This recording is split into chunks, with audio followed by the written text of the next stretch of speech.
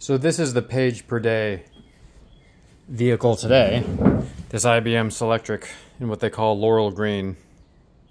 Now the interesting thing about an IBM Selectric is that there's a little type ball which you can take in and out of the machine, so you have different typefaces. Now what I don't like about it is this thing weighs like 40 pounds. So I've been writing on a Groma Colibri, much smaller, weighs like 10 pounds, can hold it in one hand, etc. This thing is like a hulking brute. So you turn this on, the on switch, and then you'll hear a little bit of a hum. The top of this glows, the bottom needs a new light bulb. Here's how you change the margins, actually. So that's kind of nice. Everything's just on the front here. You can select different space between lines, and there's space between letters, which is sort of interesting.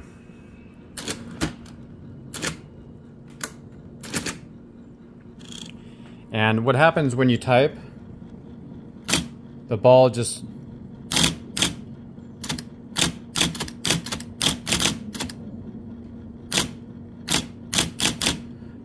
sort of shoots out and moves. It's got a very clean, nice typeface. Just a very classic 80s type. And this is the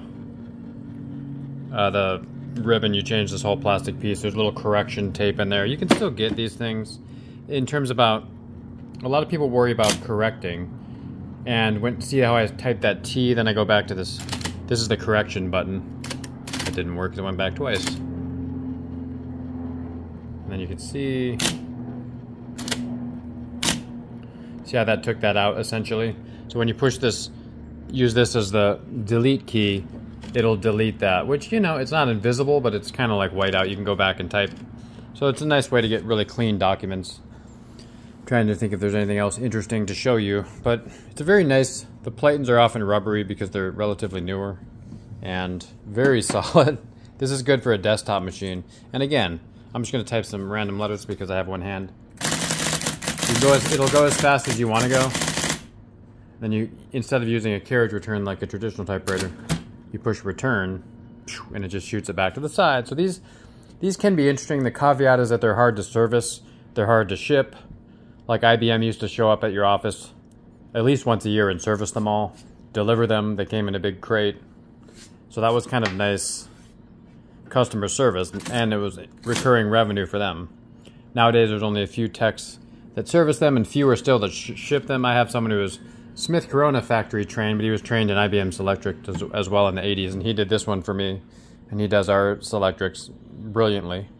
And again, I'm just missing this light bulb, but he could probably send me those when I got around to it. And I have a lot of these correction tapes. And these type balls, I probably have like 20 of these, which these, let me see if I can pull one out easily with one hand. Yep, so these just come out, they look like this. So when you change that, it changes the font, or what we call the typeface, in typewriter parlance. And I like a smaller typeface.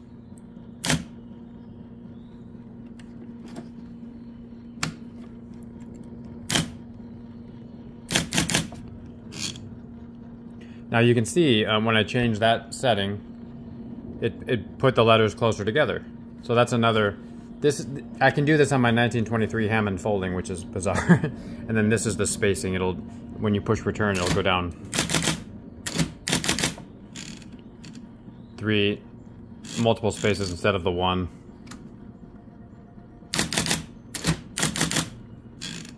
See.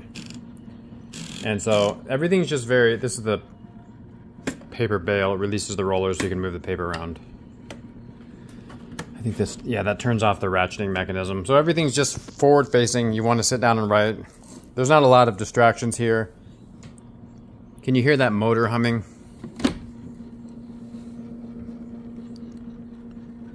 There's a motor in here, which if that sound annoys you, then you might not like this. It's not like the serene silence of a manual typewriter.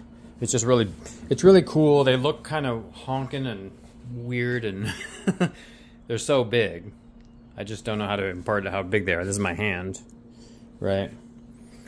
But if you don't mind that, then they're really great for typing. I know, what's his name? Hank Moody in Californication uses what is generally the ubiquitous color of kind of a beige or a tan one of these, which, you know, very industrial, drab, ugly as sin, fine.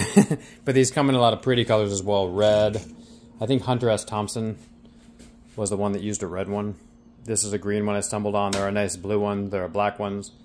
And so this is the, again, that thing this is a correcting Selectric too. That's why it has that correcting feature.